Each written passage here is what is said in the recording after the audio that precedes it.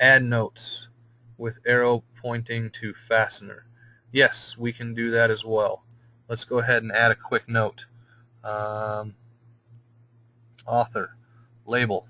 Let's create a label. What kind do you like? Let's just go with a standard label for right now.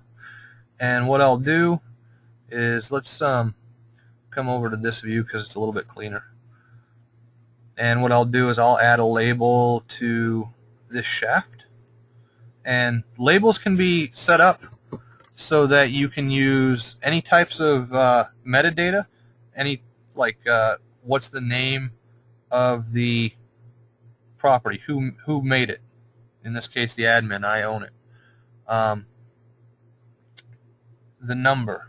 What's the number? Or we can even use free text, such as a string.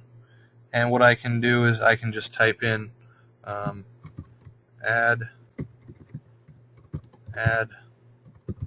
Loctite here.